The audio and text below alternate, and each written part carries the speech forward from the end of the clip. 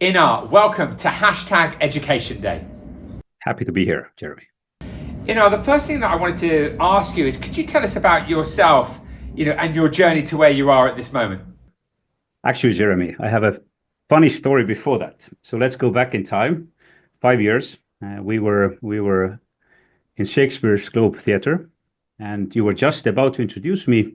And I don't know if you mixed papers or something, but instead of saying all the formal titles and associate professor or research, you just said Innar. He's an amazing man. and and every time after that, I have always thought that whenever somebody says that, would you like to introduce myself, I always have this urge that, I would just like to say I'm an amazing man. But jokes and this narcissistic things aside, I think actually there is something to it even more, especially on this specific and special education day, that we are not our CV, that there is so much more to us than there is in CV, and there is so much more to education than there is in formal education. But coming back to your original question, then I'm a computer scientist. So I got my PhD quite early at the age of 26. Classical computer science IT training. Then I have this had this privilege that to be on different sabbaticals all over the world. So I managed to visit Stanford, where we try to understand what does computational social science mean.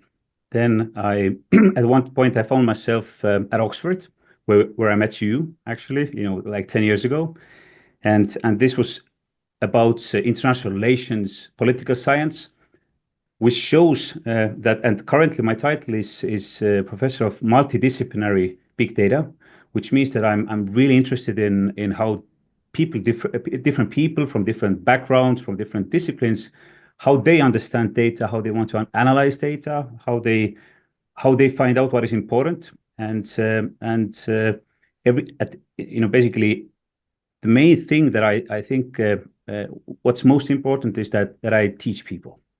So I have taught about 3,000 students over 20 years, supervised some 150 theses, and also we have this tradition that we also do this public outreach or try to train also, let's say, public sector, and I have had the privilege to give lectures to over 1,000 people in public sector, which for me is really important to deliver something that I know to them, as you like to say, to inform and inspire, and this is what I do every day.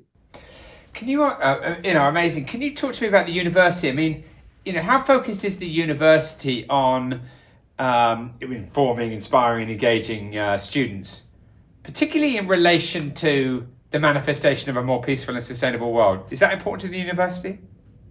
I think it is. So, of course, universities always have to find some priorities, and I think SDGs in general are important guideline. That at least it provides like a common language for universities. Basically, we can then collaborate with others and still understand what we're doing.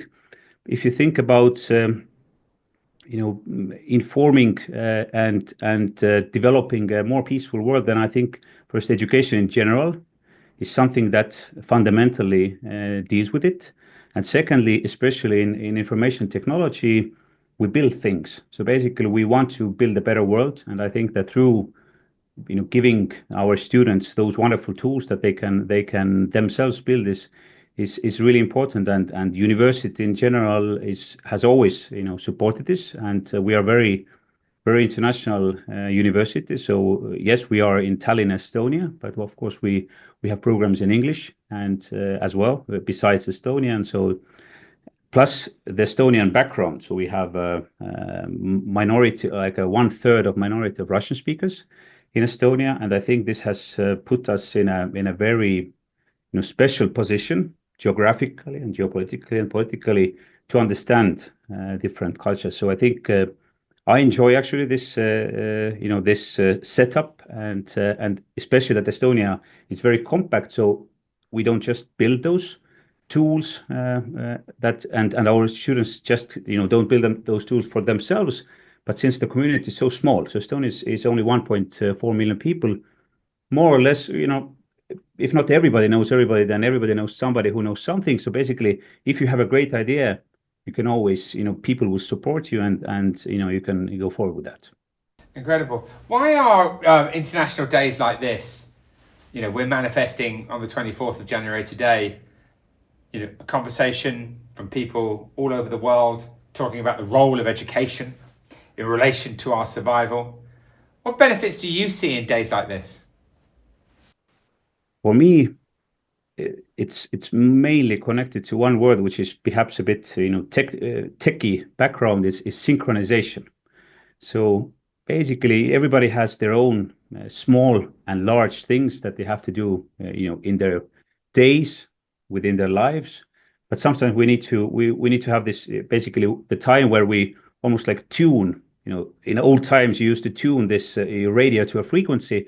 Basically, this can be the day where everybody can tune into one topic, one goal, and to talk about it, and actually discover then that everybody understands it in a different way, in a different angle. And so for me, such kind of days are number one important, and secondly, they are mainly important to synchronize. So classically in Europe, there was a, I won't go further too much into it, but there was a church had a role. Now everybody is in their digital tools and things, and you don't see it, and there is no time to in a recurring manner to synchronize thoughts.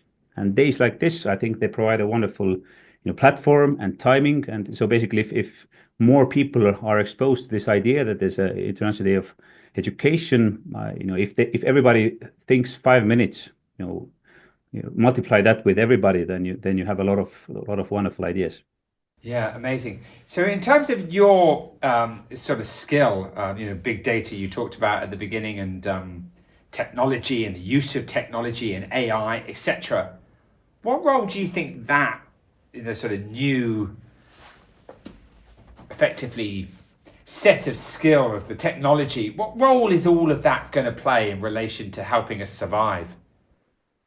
So, like with every new opportunity, or some call it crisis, some call it opportunity, or poly crisis, poly opportunity, I think there are always opportunities. So I think the main number one fundamental change is that is all the digital transformation, that everything is going into digital, and this has two things. So first, it unfortunately it creates a digital divide. So that's one, like a negative aspect.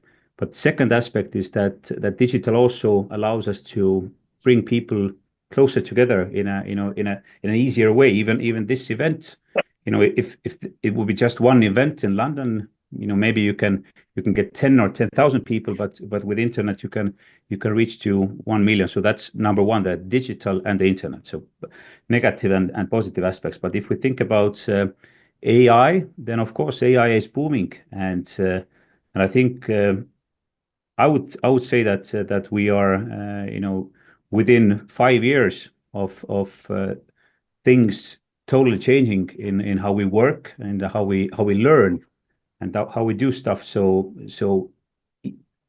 because of that already, everybody just has to basically spend some time in connection with the future, not just with the current day. It's very easy to say that I don't have time to this AI thing. I have my things to do, but people just need to take some a step back and just get basically to get to know what AI means, even if it's just to play with ChatGPT but everybody should just try and test that. How can I make my world and my life easier with it? So basically, I see it in a way that everything starts with you, or everything starts with me.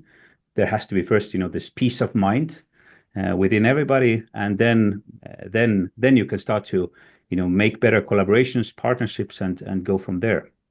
So very important. Very interesting, very interesting. And I know that I wanted to ask you, I know that you've been developing something with some students from the university for Peace One Day, to work alongside Peace One Day. I mean, obviously, on this wonderful day of international education, I would just want to ask, from your education establishment, what have you been doing with the students and what's being created? Absolutely. So I'm really happy to have this platform to talk about uh, this project as well. So as I said, I teach students every year, like 50 to 100 students, and this year I, I gave them a course project that and asked them. I had a very specific question. Could you, and as I have, plus the background is that I have 50 students. So I said that please try to create a platform where 1,000 people together could start to create peace related art.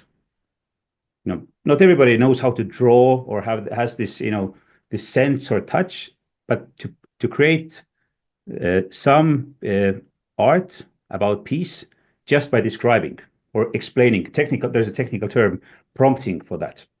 And I told them as a limitation that you have only 17 hours to do that, because in a corporate world, it's a platform that could take 200, 300,000 pounds.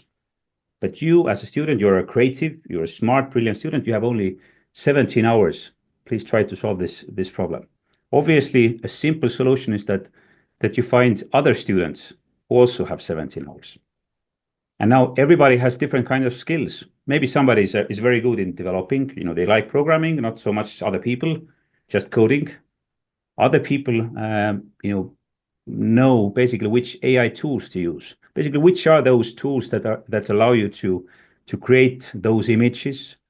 How do you work with them? How do you integrate it with this system? Other students have skills or inspiration and or passion in social media. For example, let's say you have this kind of platform.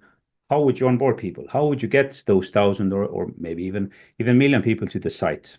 How do you integrate the system with the social media? And in the end, besides the questions of why would anybody do it? Sometimes people just do it for fun.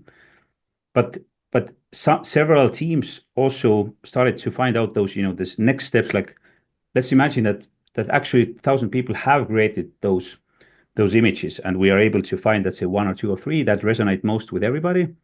But imagine all this data behind those images. What are those words that people actually use when they would like to envision what does peace mean?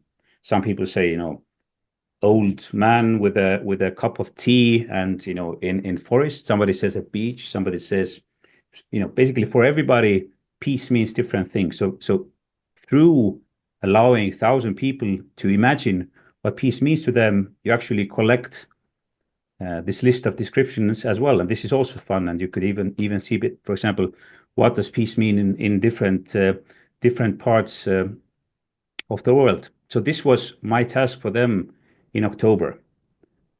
Last week, I think I have already 7 teams separately, individually, basically teams individually presenting me their ideas. In a way, it's redundant. So there are already 7 platforms out there of students imagining whether I would do it through Twitter or Reddit or Facebook or Instagram. This was also part of the question: which are those social media things where young people would like to do that? And I also asked them to log or basically write down the number of hours that they have spent. It wasn't just to limit it to the 17 hours, but I just wanted to understand, where did you spend your time? So if you had only 17 hours, where did you spend your time? And this morning I checked my table, and they have logged 500 hours to this project in total through the course. So which means that 50 students on average, they have basically put in 10 hours of work. And I see this as an idea way for education, that you don't just have to teach people like in a repetitive manner some things that they would learn, uh, but you can actually, if you focus their energy. Yes, you have your goals. Then, in educational science, it's called problem-based learning or challenge-based learning. But if you focus their time, 500 hours is a wonderful time.